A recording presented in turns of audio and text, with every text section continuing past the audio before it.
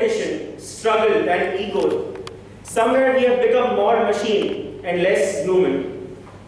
Let us understand more on this topic from our speaker of today, Pujya Gnanvatsal Ji.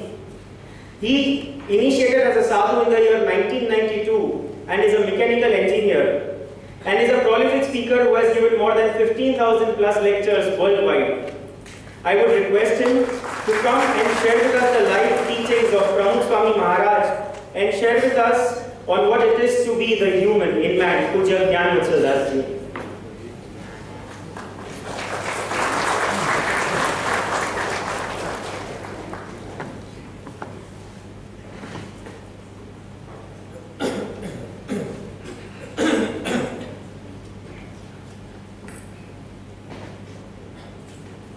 गुणातीतोऽक्षरं ब्रह्म भगवान् पुरुषोत्तमः जनो जानन्निदं सत्यम् उच्यते भवबन्धना। श्री स्वामीनारायण भगवान की जय। अक्षर पुरुषोत्तम महाराज की जय। राधा कृष्ण देव की जय। सियावर रामचंद्र भगवान की जय। प्रमुख स्वामी महाराज की जय। महंत स्वामी महाराज की जय। प्रमुख स्वामी महाराज शताब्दी महोत्सव की जय। With prostrations at the divine feet of Bhagavan Swaminarayan and my Guru Hari, Param Pujya Pramukh Swami Maharaj and Param Pujya Mahant Swami Maharaj, my heartiest namaskar, good evening and Jai Swami Narayan to all the guests present in the assembly today. Today the session Human in Man is actually a satellite precursor to the main event that we are celebrating on the 4th of December. In a very grand way at the DY Patil Stadium. We have rented the whole stadium. It will be a packed audience, evening 5 to 9 p.m. and wonderful presentation of human values from the life and works of Pramukh Swami Maharaj. So the topic Human in Man, I am reminded of an incident that happened. It was 13th of July 1977 in New York, when suddenly at about 9:30 or 10 p.m. the power went off in the whole city of New York. Of course, the prime area of Manhattan is included in the city of New York. The power cut was like for about 2 hours, 2.5 hours. After 2.5 hours, when there were lights everywhere, all the showrooms, all the shops of each and every street of Manhattan was ransacked, totally looted. Police immediately swung into action. They cordoned off, sealed off the surrounding neighborhood and started home-to-home search. Now this Manhattan is one of the costliest areas to live upon this planet. Normally in Indian rupees at any given time, it is about 1 lakh to 1.20 lakh rupees per square feet space. That is Manhattan. They cordoned off the area and the police started home-to-home search. And they found in some houses about 10 refrigerators packed. In some homes they found about 5-7 TV sets. In some homes they found about 5-7-10 PCs. In some homes they found about 50 to 100 calculators. I'm talking of the mid-70s.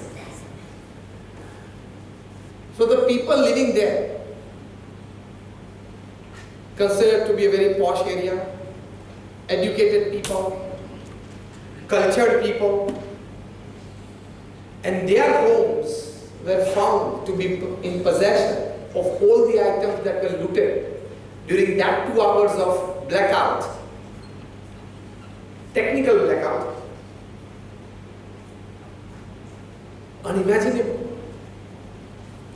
And the police sheriff of New York,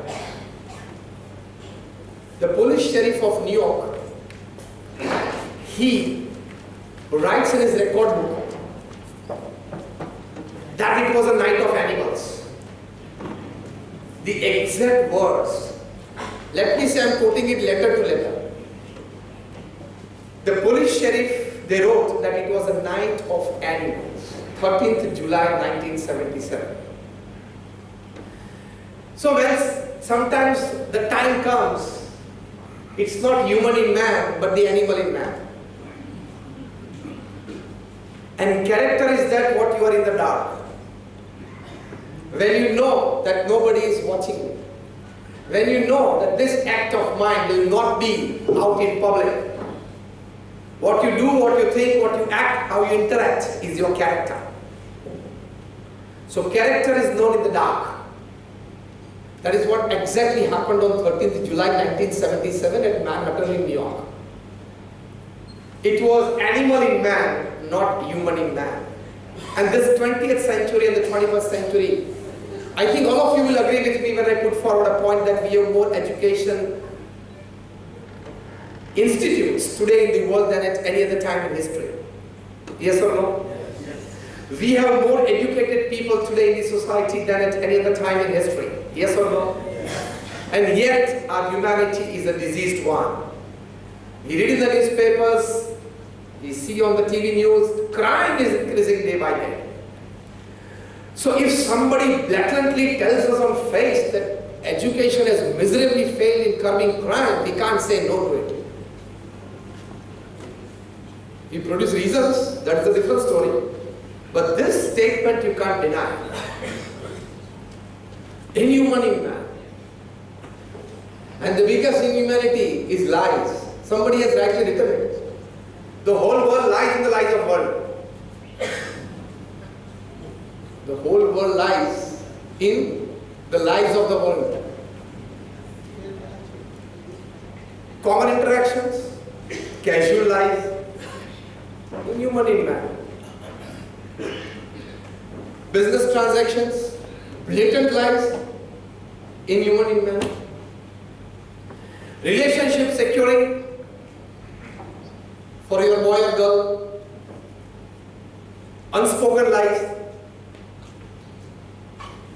Sometimes we feel that lies everywhere. Lies everywhere. Or lies, they lie everywhere.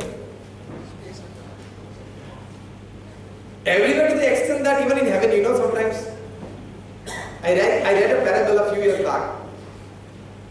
Once a woman, she must be around like 65, 70, she passed away and went to heaven. There she saw many wall clocks on the wall, and the whole wall, all the 4 directions was filled up with clocks. So she asked the angel who had come forward to receive her at the gates of heaven, why this whole wall is all filled up with these wall clocks and they show different times? And the angel said, these are not actually clocks that you see on earth. These are all heavenly clocks. And every individual that is given birth upon this earth, he is synced with a clock here. So whenever he tells a lie, the second arm moves. And one full movement of the second arm, the minute arm moves. And for one full movement of the minute arm, the arm moves. Different times. She says, that clock in the middle is exactly 12 noon, all the 3 arms in congruence. And then it says that is the clock of Yudhishthira. He never said a lie upon this earth, so that is his clock. And the woman said, after a small conversation, getting in some comfort zone with the angel, she asked that, if you don't mind, can I ask you a question? Which perhaps was in her mind throughout her life.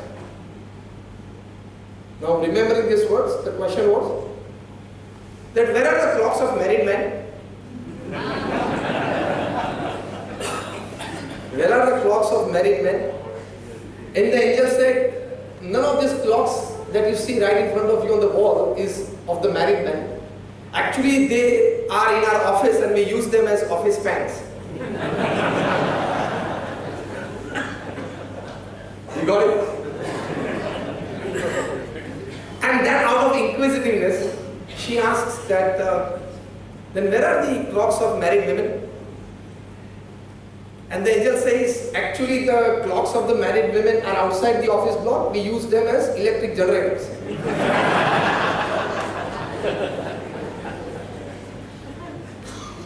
So as I said, big inhuman in man is a casual, unspoken or calculated lies. And as I say, sometimes lies, they lie everywhere.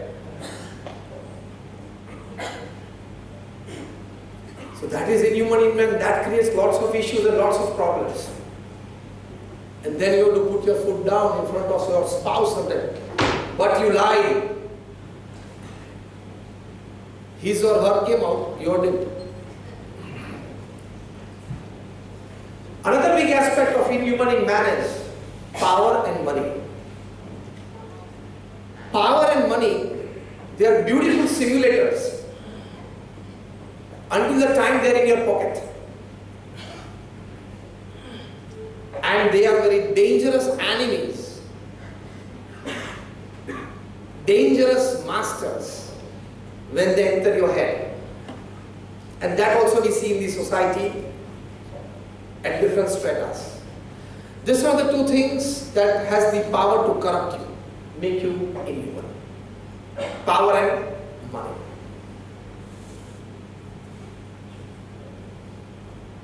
So this 20th century and the 21st century, Arthur Koestler, a very big historian, perhaps the most noted, most celebrated, most famous and the most well-accepted historian upon this earth, he writes in the book, The Story of Civilization, where he has written the stories of the rise and fall of more than 22 civilizations upon this earth. He writes in this book that to imbibe moral values, human values, in the hearts and minds of the people in the 20th century. Today we live in the 21st. This book was written about 5-7 decades back, so he wrote 20th century. That to imbibe moral values in the hearts and minds of people in the 20th century is as difficult as transporting water to the 10th story of the building without the help of a mechanical or electrical device. If you don't have any mechanical or electrical device and you have to transport water continuously, a continuous flow to the 10th story of the building, it is like impossible. It is not possible. To imbibe moral values is that difficult in the 20th century because everybody wants to grow overnight. Everybody wants to become a billionaire overnight. And so the negative use of the best words ever used for motivation, come what may, the negative use of it. Actually, come what may is a very positive phrase used for motivating people. But negatively it is used because we want to grow a millionaire overnight. So come what may, I want to be a millionaire overnight. And that come what may includes all the things that we talked about in the last 10 minutes, that lies, they lie everywhere. Crony dealings, expecting overnight successes, cheating people, murky dealings, and every business from an ordinary shop to real estate or jewelry or diamond, anybody. Every 3 to 5 years they come up with something to sell to their customers. And the biggest story is the super story from build-up to super build-up. The biggest story. How it comes, how it has come into existence, how it is utilized, how everybody pays for everything. Now era has come. Everybody pays for everything. RERA has come, not the right phrase. RERA had to come. What I mean to say is from small to big. Because overnight zeal to go at the top.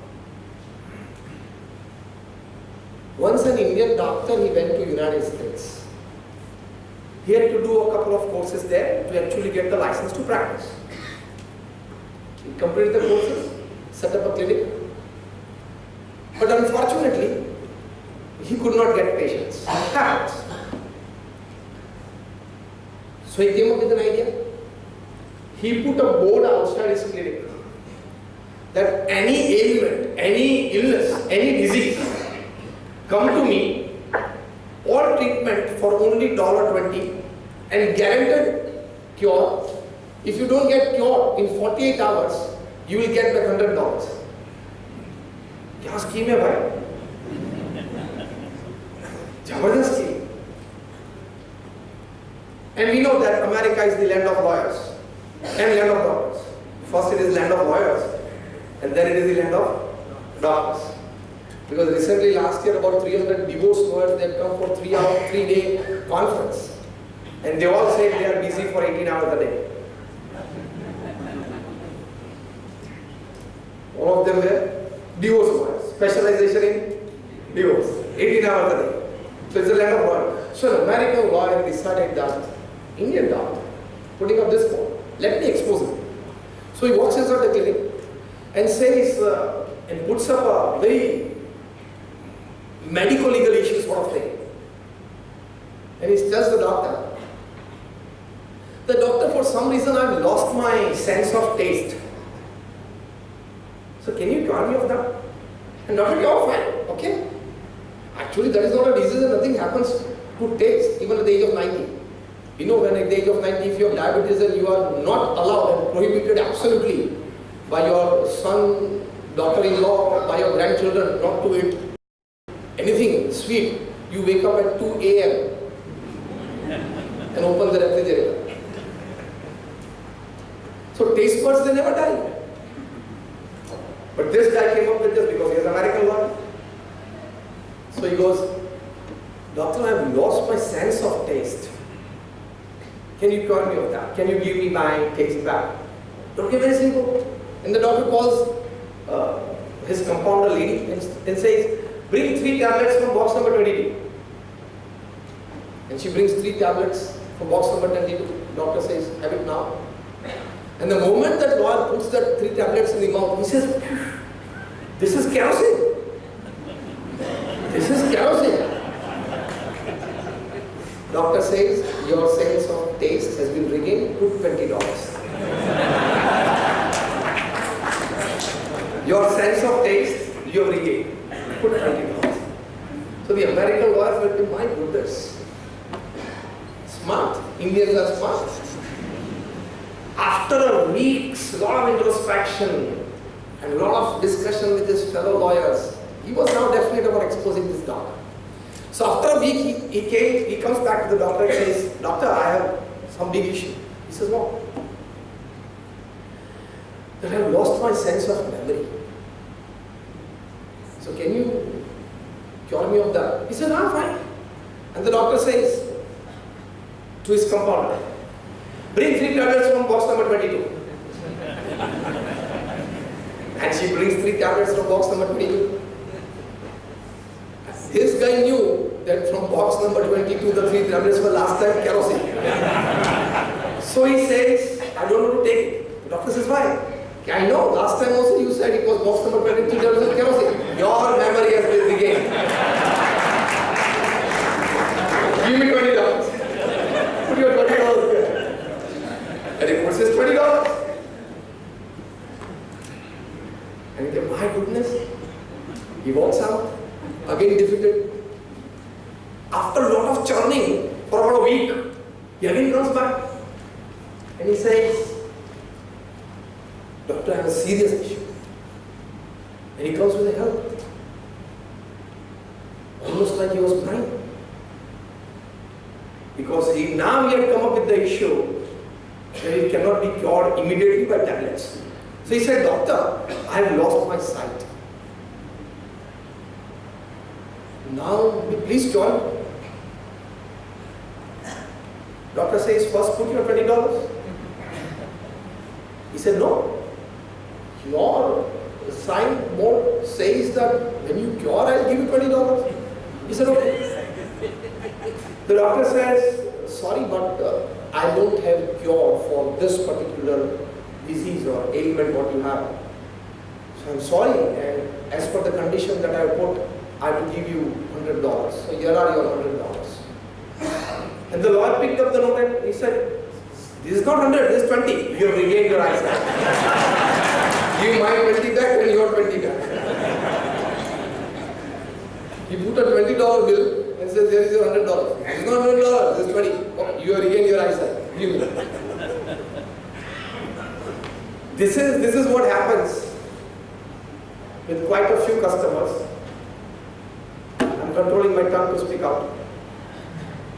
Sometimes to many offices that they go, many retail counters that they go. Just in the 20th century, the 21st century, as Arthur Koestler puts forward in the story of civilization, that to imbibe human values, moral values in the hearts and minds of people, very difficult, absolutely difficult. We live in those times. And when we have a 70, 80-year game, if you don't develop the full human in yourself, you will not be satisfied with your life. Because at the end of your life, you will not repent a new factory not set up, a new shop not set up, a new office not set up, a new project not done. What will you repent at the end of your life? Is that I did not live with full human dignity in my life. And the amount of money that you have in your bank account when you die is the extra work you did you shouldn't have done. And it is of no use at that time. Because nothing is going to come with you. Why we do all the wrongs in life? Principally for three things. In humanity, in man, principally for three things. ज़्यादा पैसा चाहिए, रखना है, रोज देखना है और आनंद करना है. दूसरा, स्टेटस एंड पावर चाहिए. लोग सामने देखे, सम्मान दे, आनंद है. और तीसरा, समाज में संबंध अच्छे बने रहे, better relationships in the society. For principally these three things, we do many inhuman expressions to activities in our day-to-day life. In short-term and long-term projects. लेकिन याद रखना, कफन को कोई जेब नहीं होती और मृत्यु किसी से रिश्वत नहीं लेती. You can't bribe the doors of heaven. So all the wrongs that we do for these three things is are inhuman. For what reason and why? This is a 70, 80-year game. Everybody tell yourself. Almost half gone. In India, average male life is 58 years. Average female life is 54 years. So anybody of you sitting here, beyond that is actually on bonus. Actually on bonus. Above 58 bonus. Then why to do wrong if you cannot put your hand on your chest and tell yourself at the end of your life that yes, I lived my life. If you can't give dignity to your own self, if you can't dignify your own life, we have cheated our conscience. And no pillow at night when you go to sleep in your bedroom is as soft as a clear conscience. So to keep your conscience clean, pure, you should be absolutely human in man. Limbs and blood and skin and brain and heart doesn't make us human, it makes us man.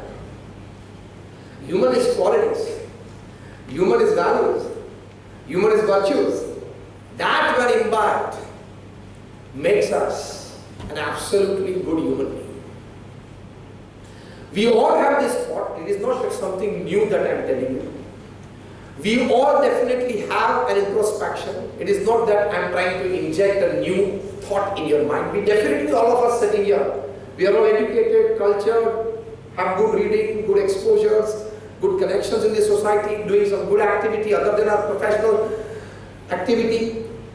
But it is like re-imbibing those values, reinforcing these values in the hearts and minds of people. Sometimes I see the definition of materialism that has overstuck our mind. Human is actually a perfect balance of your work, social service and spirituality. If you can balance these three aspects perfectly, you will be a good human being upon this earth. But absolute materialism has become the way of life in the 21st century. I say for us, absolute happiness, heaven on earth is a combination of 5 things. American salary, if you earn and if you are paid in dollars. American salary, a British house, fine, nice, cozy house. German car, Audi, Merc, Rolls, Skoda. Chinese food, an Indian wife. This 5 where combined you feel you are heaven on earth. And the reverse of it, hell on earth, Indian salary. They say Chinese house, sometimes people live in boat houses there. They say German food, they say American car and a British wife. Because in Britain, 3 W's they change any time. Weather, wine and wife. www. So perhaps all the addresses of the internet start with www. Keep on changing. For these things we do wrong. Biggest destroyer of human values is over infatuation and love towards money. Biggest destroyer of human values in man is over love, over infatuation, over attachment towards money. Money के लिए कुछ भी हो सकता है. Kills all humanity in us. Everything. People don't think of their dignity, don't think of their position, don't think of their status.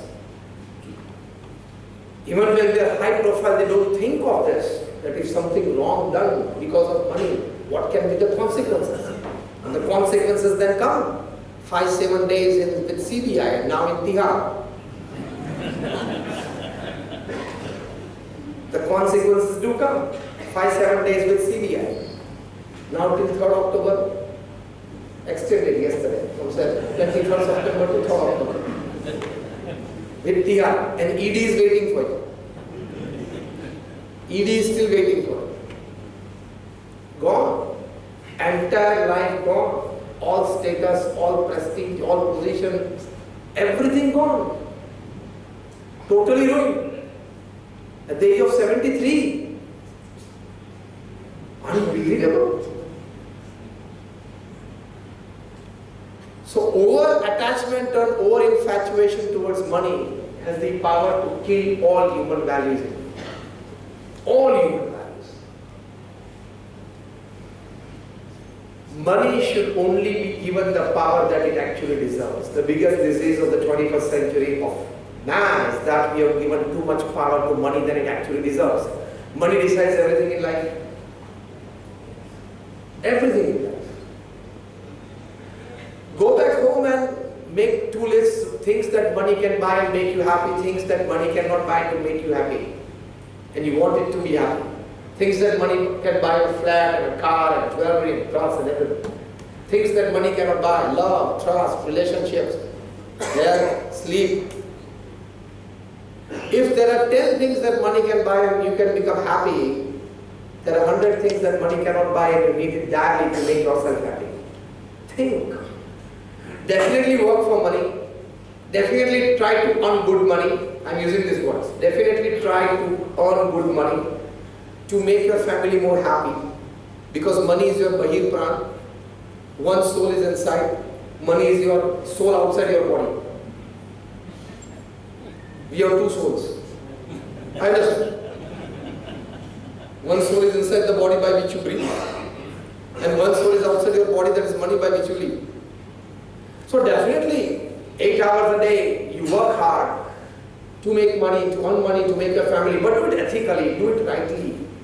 A Otherwise, you will someday invite lots of issues. And the moment you leave aside infatuation towards money, it will open big doors, and with a very warm welcome and a big hug, it will invite all good values in life. Because when you transcend the infatuation towards money, it has the power that you are in a position that all the good values naturally descend upon in your life. When Sardar Vallabhbhai Patel passed away as the Deputy Prime Minister and the Union Home Minister of India, a different kind of a Union Home Minister, when he passed away, his bank account had 700 rupees. When he passed away, he was the Deputy Prime Minister of India and the Union Home Minister. He had just 700 rupees in his bank account, and so the statue of 2200 crore rupees. So, if there were 5 7 zeros behind that 700, this statue wouldn't have come up. The world's tallest statue wouldn't have come up. Had there been 5 7 zeros behind that 700, they weren't there, so the world's tallest statue has come up. Credit lies there. Pages of history are full with people who have selflessly given to the society, leaving aside infatuation towards money and power. None of them, as the pages of history, have examples of billionaires or even millionaires. If they worked ethically, there is inspiration, otherwise not.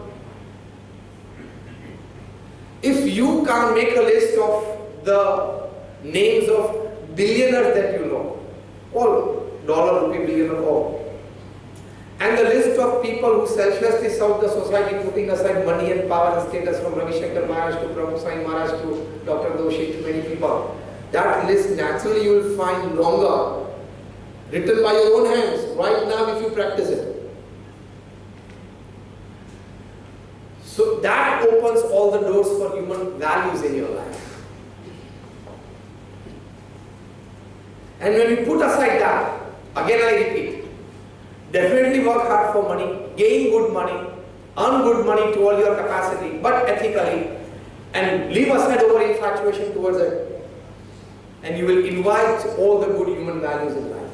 This is the principle of obstruction to values. Remember, a coin has two sides.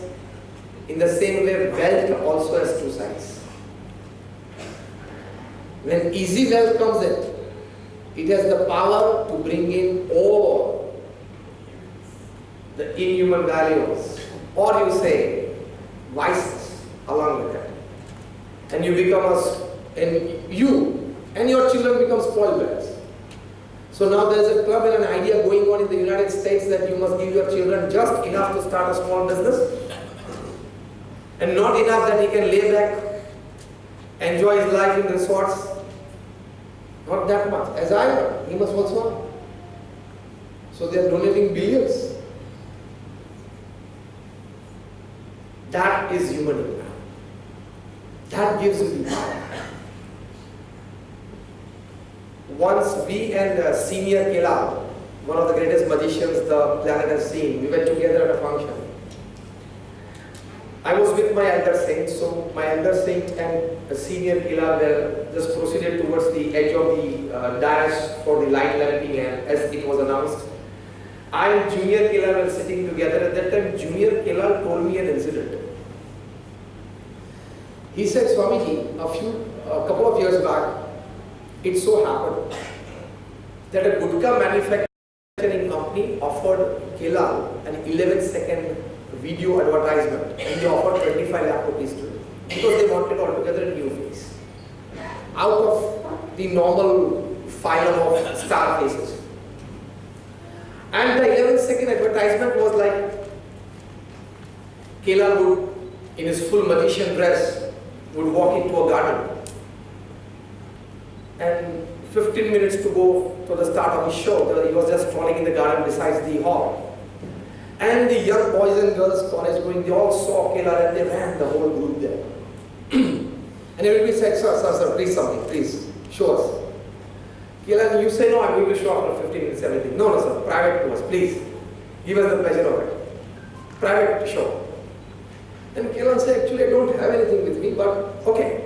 Then he puts his two hands into his cross sleeves and brings out whole strips of gutka. And then he cuts off two pieces and gives it to everybody, and everybody enjoys it. That was the 11th second ad. And he was offered 25 lakhs. I'm talking of 1998. Big money, 20 years back. Kelar wrote back the letter, sorry, I cannot do this ad. And he received another letter from the company that we offer you 50 lakhs for this. Again, Kelar wrote that, sorry, I won't be able to do this ad for you. Then the company felt that this is not small money. This is very huge, big money. If there are other reasons for not doing this, let us meet him. So a couple of executives, senior executives of the company, they came down to meet senior Kelar and said, if there is any other issue, we can discuss it out, sort it out. If money is an issue, we can talk of that as well. Kelar said, money is not an issue. This is very big money for me, beyond my wildest imagination at one go. So money is never an issue. Then said, what is the case? Kelar said, I cannot do this ad. They asked why. He said, about a couple of years back in 1996-97, I was in Vidyanagar, a small education town besides Anand in Gujarat, central part of Gujarat. I had booked the Anand town hall for 1 month. At that time, Pramukh Swami Maharaj was for 5-7 days in Vidyanagar, where we have a hostel there. About 400 students, they stay and study. I stayed there for 5 years to finish my engineering. On one occasion when I went to meet Pramukh Swami Maharaj, during that time he said, Kelar, and Kelar was an admirer of Pramukh Swami Maharaj's social activities and social awakening projects. So every time he would find an occasion to meet or come for personal darshan and blessings of Pramukh Swami Maharaj. Pramukh Swami told him, Kelar, that every evening you have 500,000 people as audience who come to see your show, magic show. Can you do something that you can prepare a magic of a kind that after that, seeing that people could get inspired to leave aside their some addictions, and then you can put a small, yagna pool at the edge of the stage, and you can have an artificial fire and sort of giving an emotional, spiritual touch to it, that anybody who is inspired after this show to leave aside addictions, they can come at the end of the corner of the stage and put their addictions there. So a small, act that would actually inspire. He said, yes, I'll try. And then I developed a small magic which could inspire me. And the magic was that somebody just smokes, turns around 3 degrees, 360 degrees, and comes back with a face lump here, a cancer lump here. He just has one smoke, and then turns around 360 degrees, and then comes with a big lump here.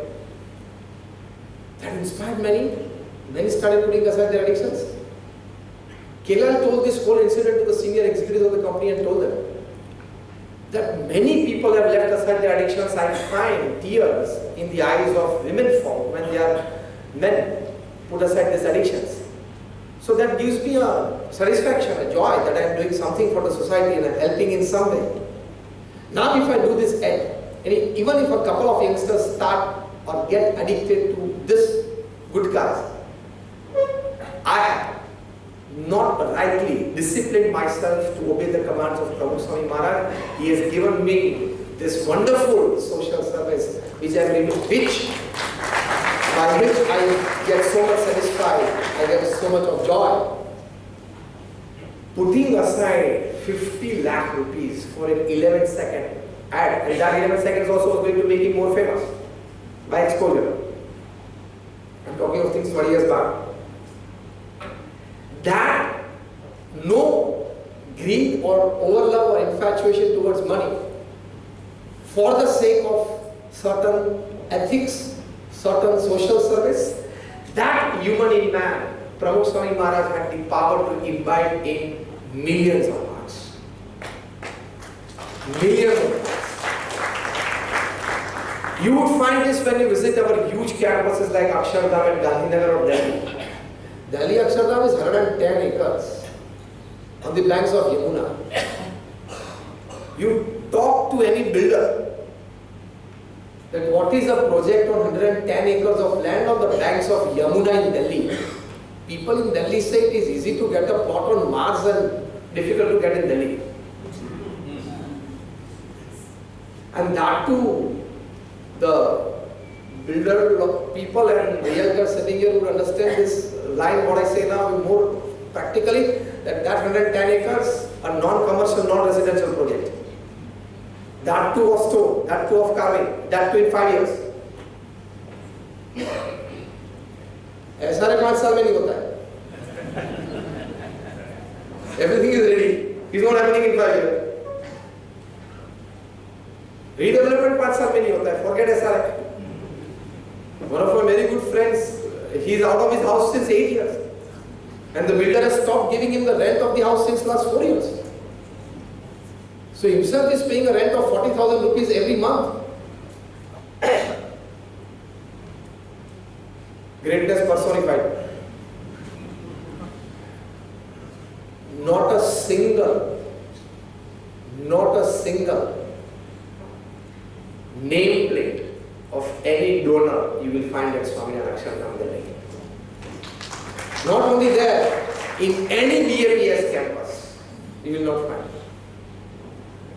That selfless giving, that giving to gain spirituality, that big human value of no infatuation or not growing through the exposure of money, that is a big human value. And as I said, you decrease or remove that infatuation and it will open the door to all good heavenly values in your life. Another good aspect of human in man is, I think all of us sitting here, we are blessed enough, privileged, quite fortunate to have something more and extra than an ordinary common man upon this earth. Yes or no? Yes. Then we must definitely contribute to the society. In terms of ideas, in terms of energy, in terms of time, in terms of involvement, or in terms of money, whatever. But we must contribute. I think all of us believe in this principle of contributing back to the society. Some part of what we have gained from the society before we leave this planet. Raise your hands, yes or no? We all believe in this theory. And we do. Definitely we do. That before I leave this planet, I must give something back to this planet. Something that I have extra, even 10% of beyond a common man. I say sometimes, you have 10 pairs of clothes? Yes. You have a minimum 2 BHK anywhere in an urban locality? Yes. You have a vehicle with you, a 4-wheeler, fine. If not a 4-wheeler, at least a 2-wheeler, fine. You and your 3, 4, 5 member family stay together? Yes. Your kids go to school? Any school? Yes. Overall, general, you enjoy good health. Overall, general. Yes. You have 10 people, 10 families whom you can call any time, or those 10 families have good friendships with you. Yes. When you have these 8 things in life, which all of us have, you are fortunate than 98.4% people on this earth, according to a United Nations survey. If you have these 8 things in your life, from 10 pairs of cloth to 3 meals, to a small bank account, to a 4-member family, happily staying together in a house, your own minimum 2 BHK, a vehicle, overall and general good health, your kids going to school, you are luckier than 98.4% people upon this earth. Fortunate and blessed, privileged than 98.4%. Now what else do you want here? You want India? Of Pedaro? What else do you want? 98.4 means what? You are in the 1.6% bracket of the world. Just by these 8 things. Then we must definitely contribute back to the society that is human in man. And if you can contribute it well, you will live a much satisfied life. Yes, I live my life. Giving is always joy. Giving is big satisfaction. And I tell you, actually you give to gain. And the emotional experiences that you gain out of it after giving. The beautiful smiles that you see on the faces of those people who could have never smiled if you haven't given them something. Those are all $1 million moments in your life that you can get by a few tens of hundreds of rupees, which cannot be normally in a market be bought by one. So always keep an attitude that is human in man. Pramukh Swami Maharaj dedicated his whole life to giving the society. What one man can do if he decides to give and if he starts giving. And remember, if you start giving, your coffers will start filling more. I challenge and guarantee. I challenge and guarantee. You start giving and your coffers will start filling more and quickly.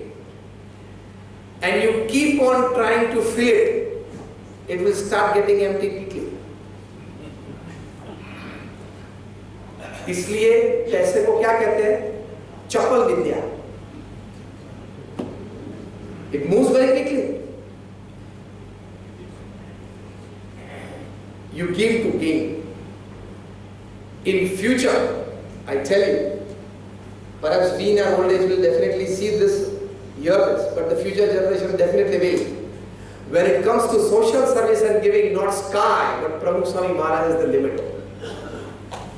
What he has given to the society, physically, mentally, emotionally, morally, spiritually, unbelievable. Figures are different, statistics are huge. Small big campuses are actually 1300 set up. More than 70 hospitals, hostels, schools and colleges. One man show. Pramukh Swami Maharaj was a one man organization. Ek Vyakti Sanstha. But what he has given to the lives of people, and the noblest, as Swami Vivekananda used to say, the noblest, the greatest and the highest contribution that anyone can make for the upliftment of mankind and society is a pure and spotless character. You have a pure and spotless character, it is your biggest contribution to the society. Why? Because seeing your character, people will have faith in ethics, disciplines, norms and characters. And when you do rounds of CBA and TR and ED, people will lose faith. People will lose faith not just in you, forget, that is not a big loss, but overall in the happenings of the society. It is the biggest contribution. Pramukh Swami Maharaj came to know that each and every hutment in the centrally ruled territory of Dadra Nagar and Haveli in South Gujarat has a special tree called tar, and out of the fruits and the leaves of this tree, these families, they make the alcoholic drink which is called tadi in the evenings after 7 p.m. Normally in the entire belt of South Gujarat, it is popularly known as 645. They call it chopistals. 645 is drinking time. In the entire belt of South Gujarat, it is spoken and communicated and called for invitation by this word, chopistals. Traditional Gujarati. Somebody tells you chopistals se ghare aao je, to samjhi jo પીવા માટે જ બોલાવે. જમવાનું નક્કી નહીં, પીવાનું નક્કી. 6:45 is the time. Any season, any day. Pramukh Swami Maharaj decided to uplift their lives. You all would be surprised to know that Pramukh Swami Maharaj himself traveled and personally visited all the thousands of hutments of these 72 villages of Dadra and Nagar Haveli. When he was 65, 68 and 70, Pramukh Swami Maharaj, at that age, till 11 p.m. and 12 midnight, he visited the families in these hutments. All SC, ST class, Adivasi, illiterate people, almost less cultured. Pramukh Swami sat with those families in their heartlands, educated them, cultured them, de-addicted them, inspired them to send their children to schools. And at Pramukh Swami's, we started a hostel in Ukai, in that belt, in 1975. Till today, there are about more than 250 students, absolutely free from this backward belt. Everything we take care of them. Beautiful location on the banks of Tapi River, on the banks of the dam, Ukai Dam. And the campus in Ukai, the hostel, it's like an American 4-star class campus. Beautiful landscaping and everything. Where we bring in our saints, they go from village to village even today, following the footsteps of Pramukh Swami Maharaj. And we do some IQ tests of these local Adivasi children who do not have even complete clothes on their body. We bring them in our hostel and we educate them. And many of them have graduated into some wonderful professional courses.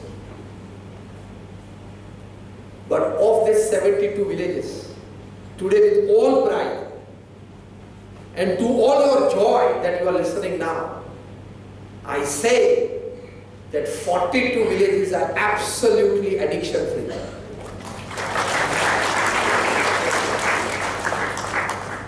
Now what happened when they kept aside their alcoholic drink? First thing they did after they got this good wisdom from Pramukh Swami Maharaj, that they uprooted these trees of tar from their compounds, from their hutment land, so that the future generation should not know that our predecessors were, ancestors were alcoholic. They started sending their children to school. Pramukh Swami said that whatever money that you are spending on these addictions, you pulling that money. Many of these villages got a good fund because they pulled in their money, which they saved because of leaving aside their addictions. Many of them have water tanks now. Many villages have good roads. Many villages have got a good PHC, it is the public health center.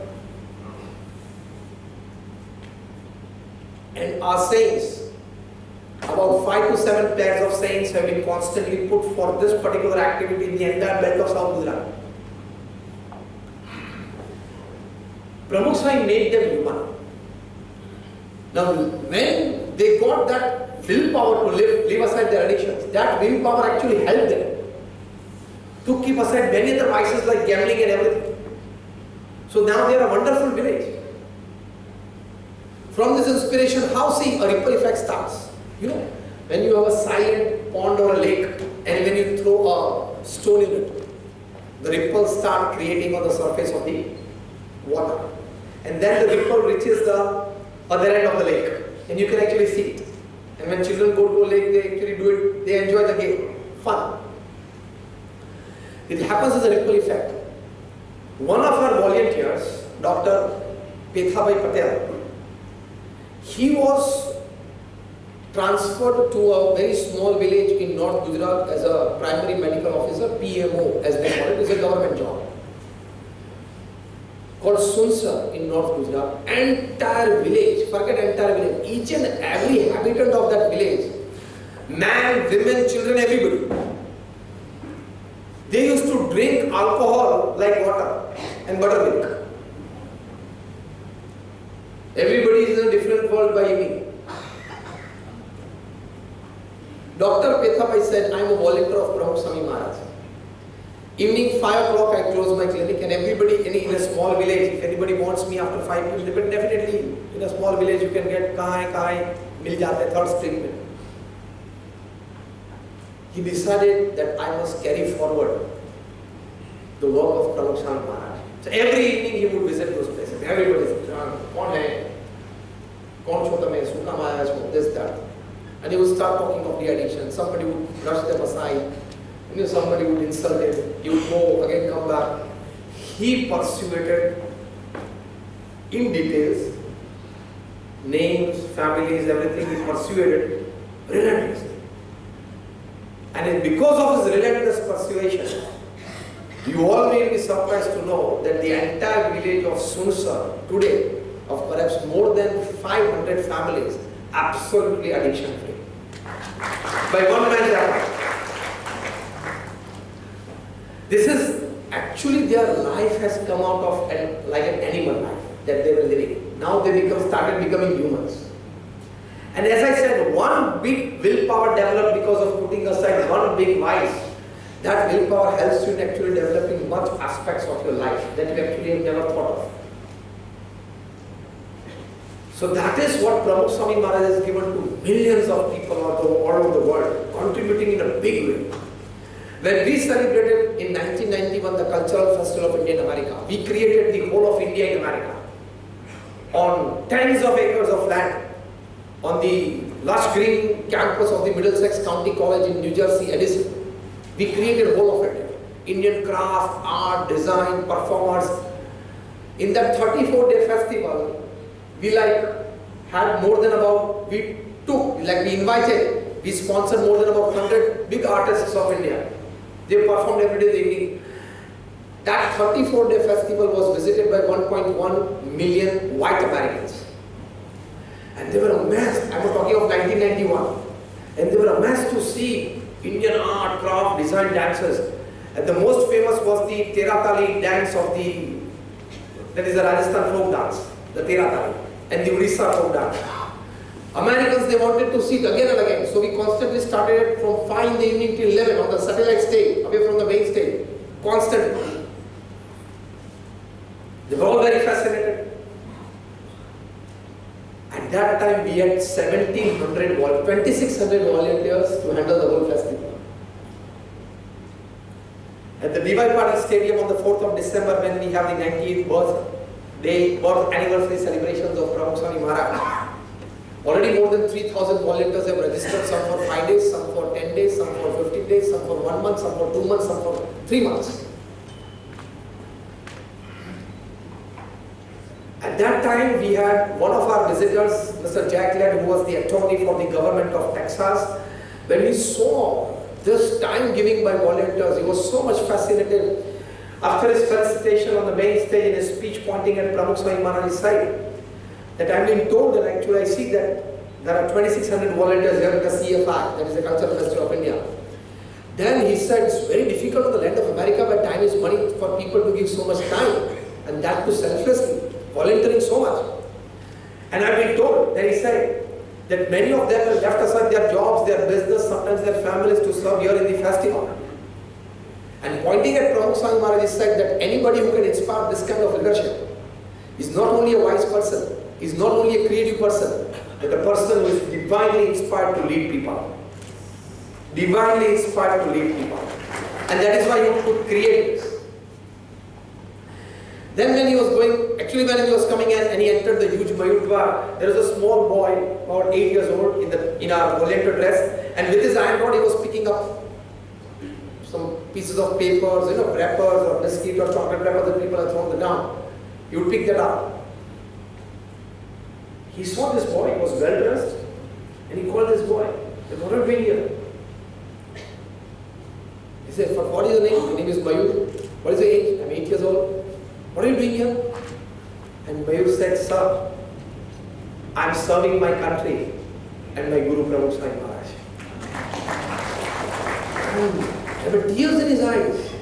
And he said, how many children of your age are actually as volunteers? Because that was July, August, they had vacation time in their school.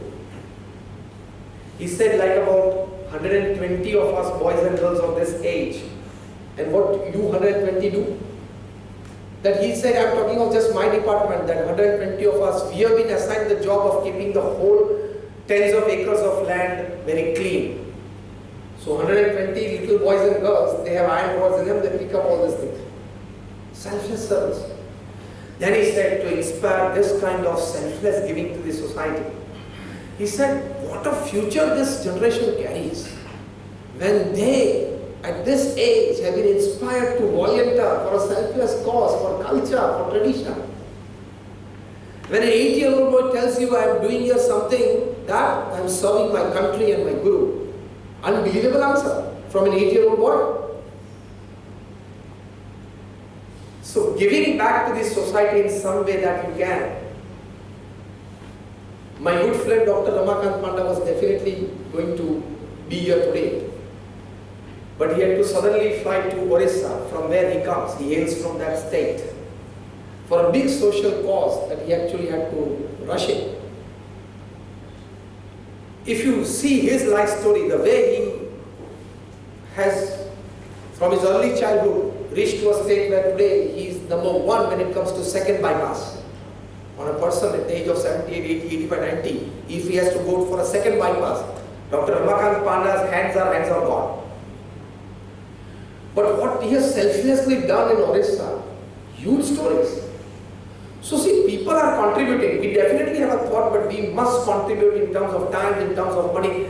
If you don't have anything to contribute, you can register yourself as a volunteer to a nearby to your house or any organization, any NGO, and if you don't get any job from there, at least you can clean the floors there, at least. You'll be surprised to know that the doctors in America are officially prescribing 2 hours of selfless social service every week.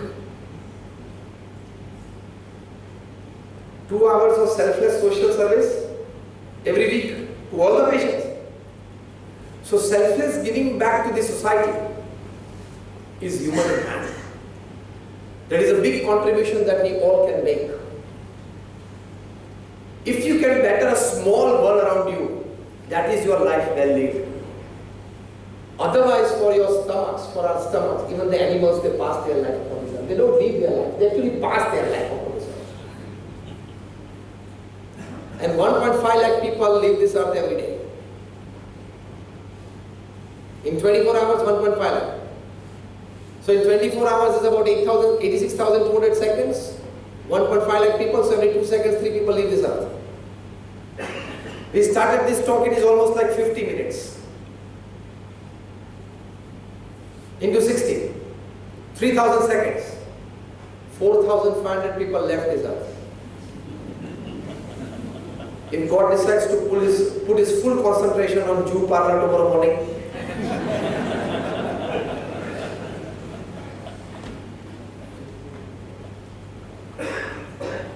70-80-year game is nothing. Nothing. If you are 60 and you say you leave 80, so only 20 years left. 1/3 will go in sleeping 8 hours a day. So out of 20 now you leave 1/3. That is all 6.5 years will go in sleep. So remaining is only 30. Just 90 seconds of brushing your teeth, and you spend more than 40 to 50 days in a year, in your life, brushing your teeth. Now I am not giving you the calculation of the time that you spend in front of the mirror. Huge time loss. Anybody who is complaining that I don't find time and I'm rushing around and running around, and just take away the mirror from his life and he'll start finding time.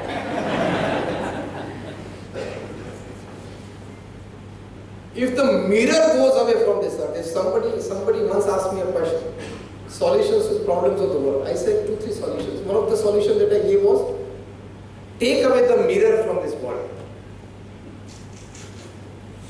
And people will start finding time with their near and dear ones, with their family members, sit alone to introspect, have a book to read.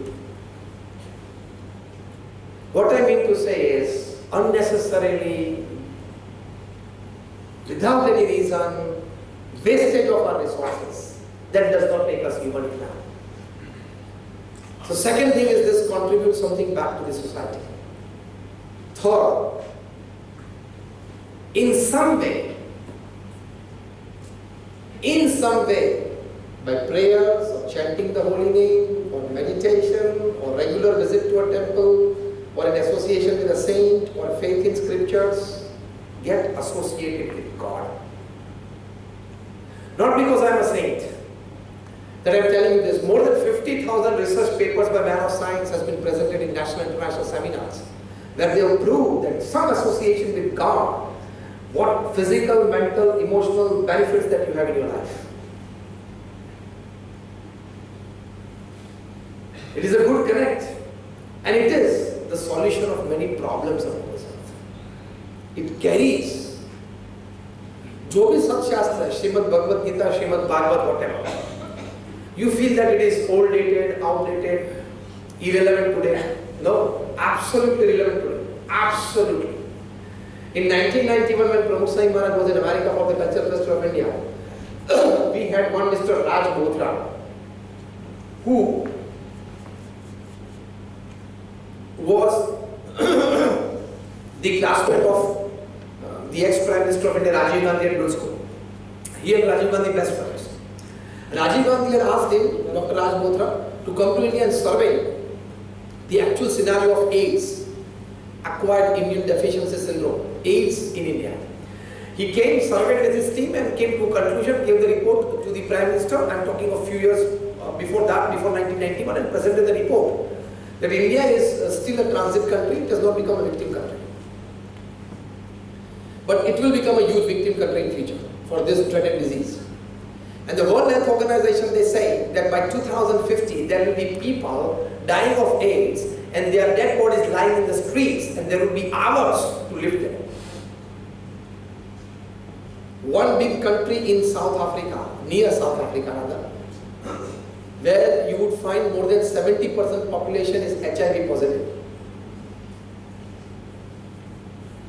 Nelson Mandela's son died because of AIDS.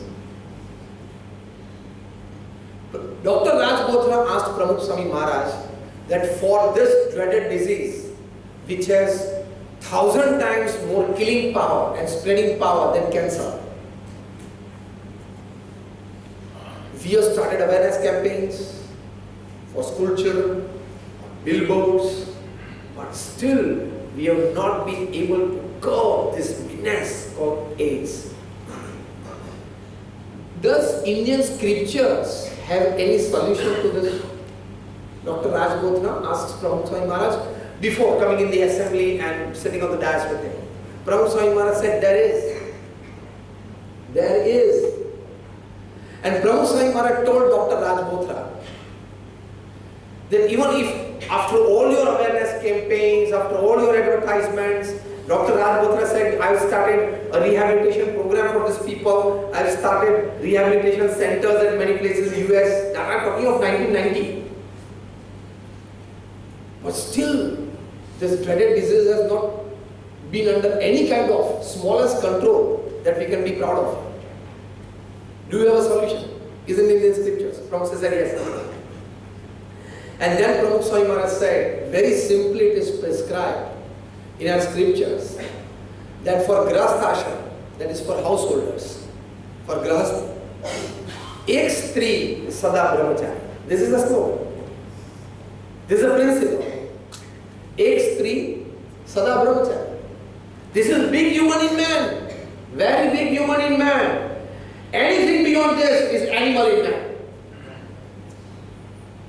Anything beyond this, slightest movement beyond this is animal in man, not human in man. Pramukh Swami said, ek stri sada brahmachari, or stri ke liye ek purush sada brahmachari. Then Pramukh Swami Maharaj told Dr. Raj Bothra on face that unless and until people will not follow this principle prescribed in the scriptures by the great seers and seekers of India, your thousands of hospitals for AIDS will not work. Your thousands of awareness campaigns in local communities for AIDS will not work. Your thousands of projects by huge NGOs will not work. Because the basic discipline is lacking. Our scriptures, our philosophy, our spiritual text has the power to give us solutions to all problems in life. But because of our secular education, actually we have misunderstood the word secular. Secular we feel and we have been taught, rather pounced upon, that no religion, actually secular means all religions are good. Their teachings are great. Anybody who follows the teachings of any religion that are well prescribed in their text can become a good human being. Simple. But we feel it is secular means no religion. Why no religion? Actually, it has taught us everything. You remove religion. This was Pramukh Swami's words. Pramukh Swami Maharaj को एक बार पूछा गया कि धर्म का स्थान मनुष्य के जीवन में क्या है? What is the role of religion in human life? Pramukh Swami Maharaj ने कहा कि अगर धर्म मनुष्य के जीवन में से आप निकाल लो तो मनुष्य और पशु में कोई फर्क नहीं है.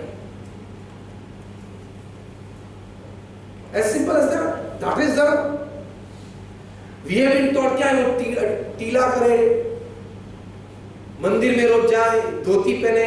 See, that are rites and rituals, a small part of the big word called dharma.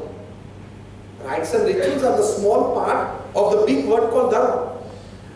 That makes us human.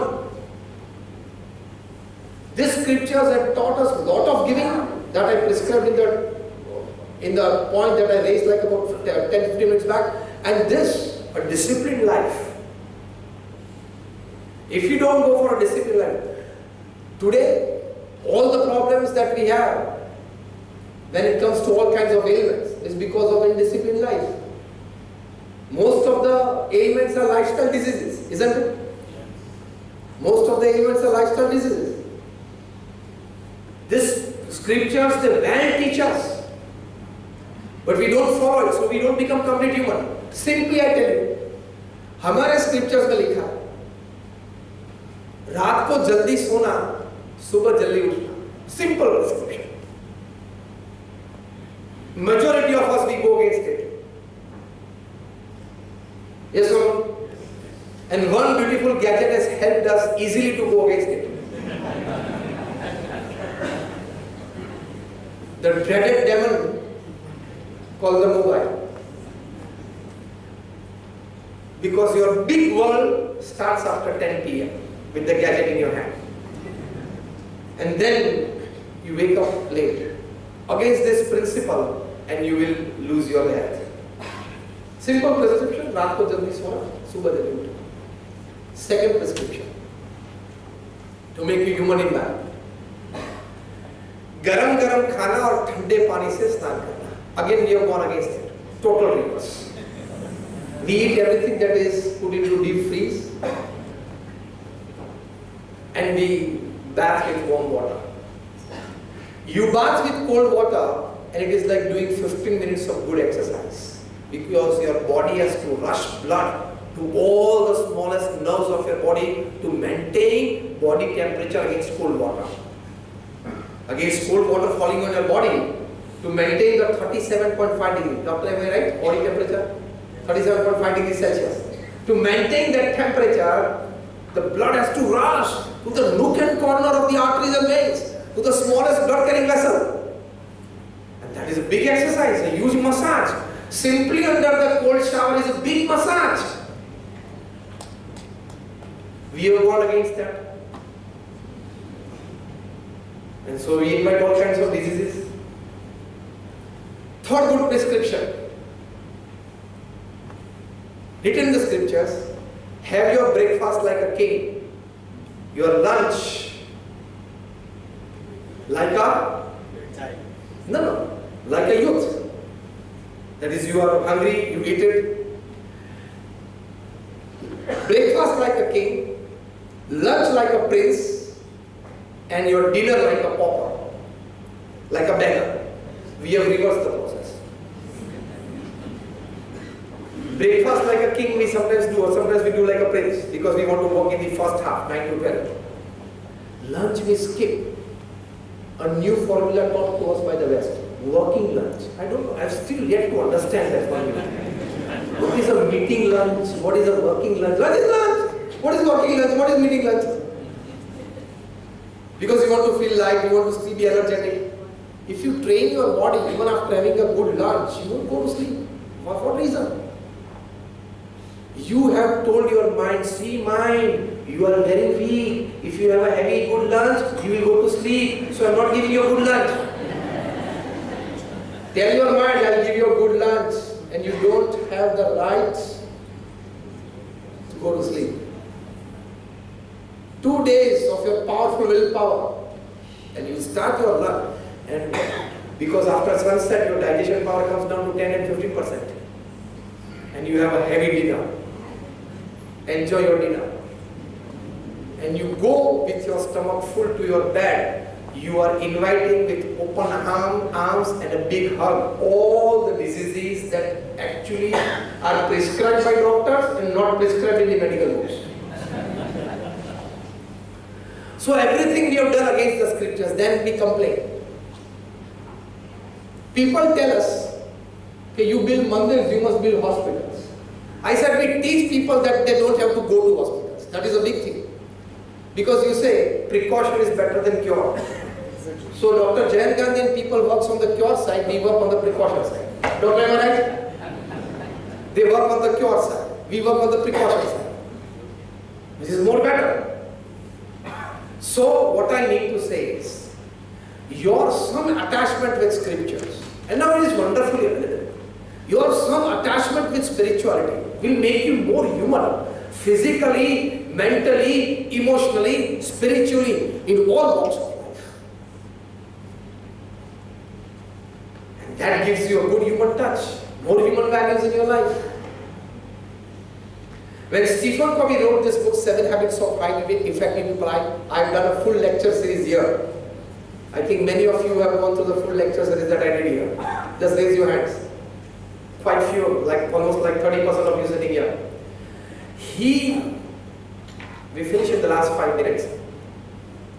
He personally met and interviewed more than 3,000 successful people upon this earth. Successful not just as businessmen, professional, but successful in all roles of life. As a father, mother, husband, wife, brother, sister, relative, cousin, neighbor, all walks of life. And he says that these 7 habits were common among these people.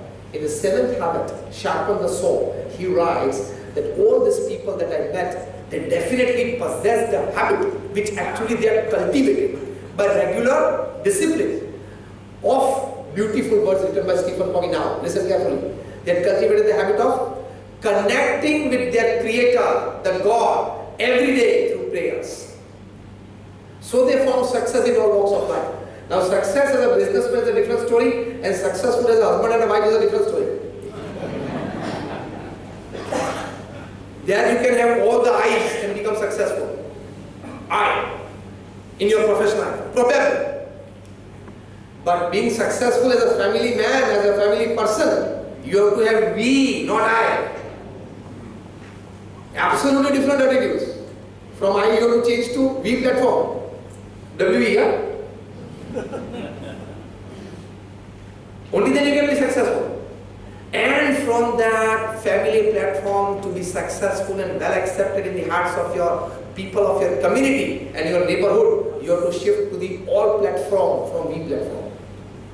So performing on all platforms, from the I platform, from the we platform, from the all platform, it requires a multi-role, multi-colorful role, which you have to give a lot of thought and introspection to be successful.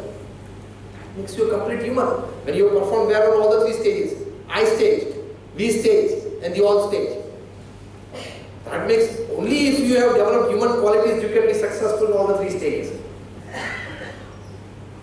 So, a spiritual touch, some connection with God is definitely necessary.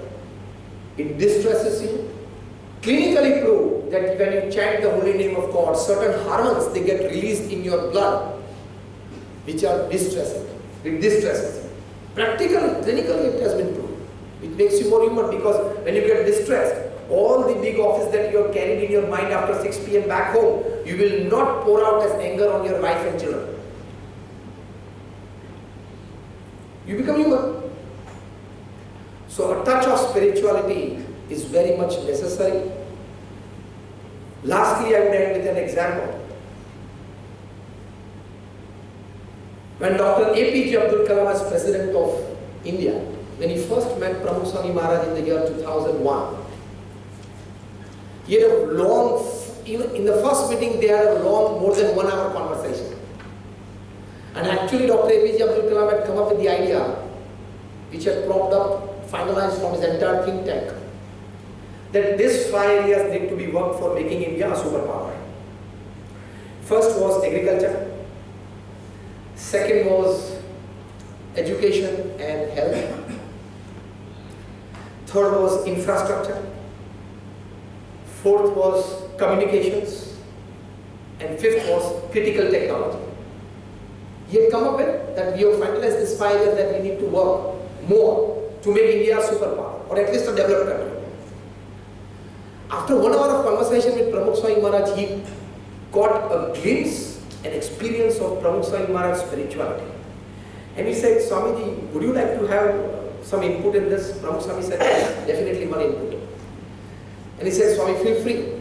And Pramukh Swami told him that the 6th element that you need to work upon is imbibing faith in spirituality and God in the hearts and minds of people.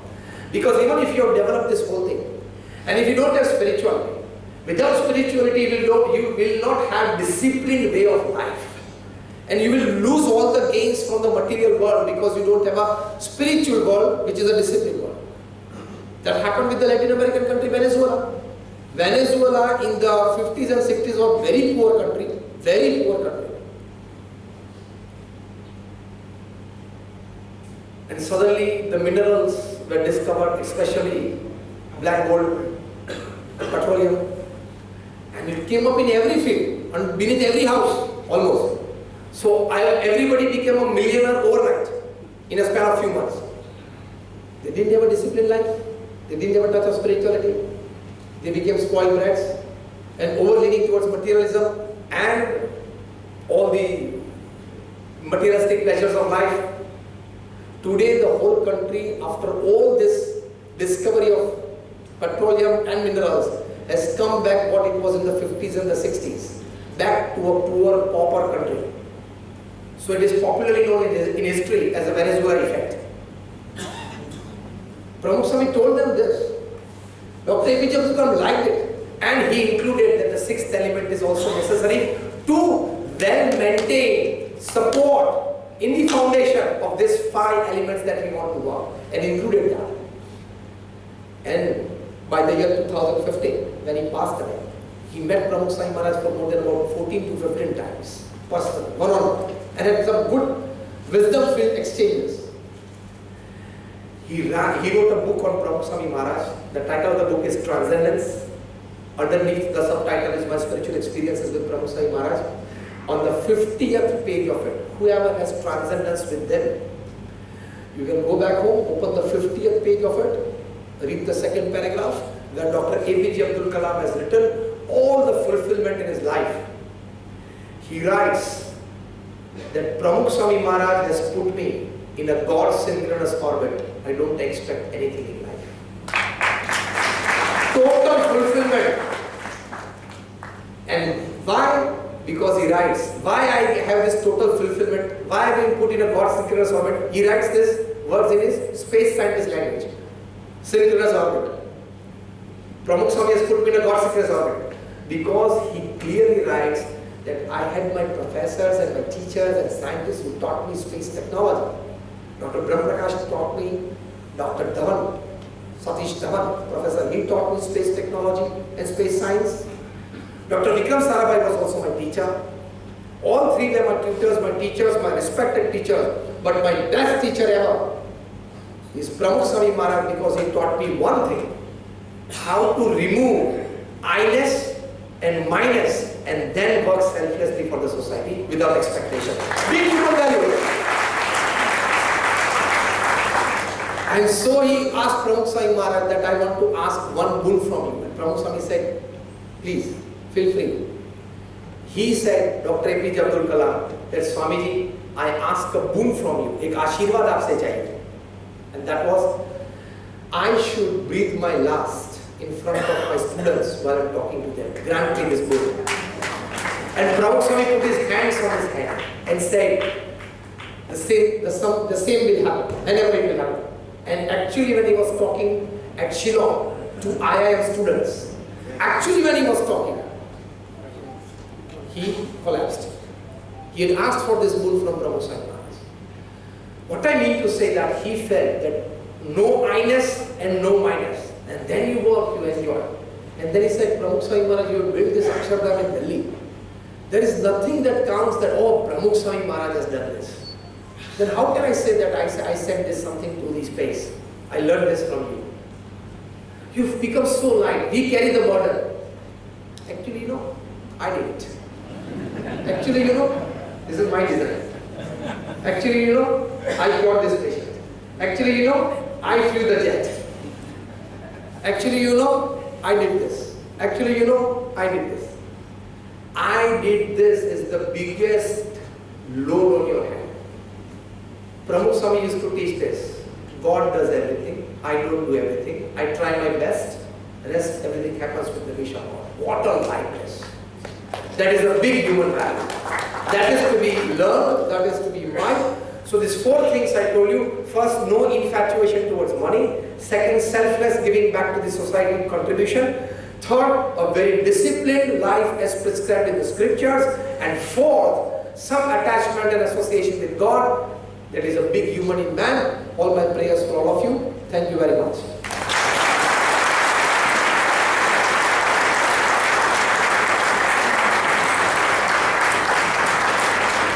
Thank you so much, Swamiji, for today's session. I'm sure we all must have gained and learned a lot from today's session.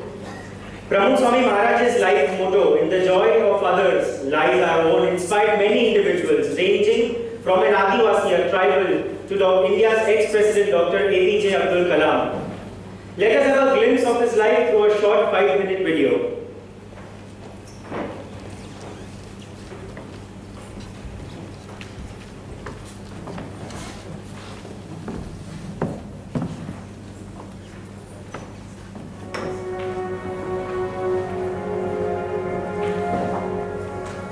In the joy of others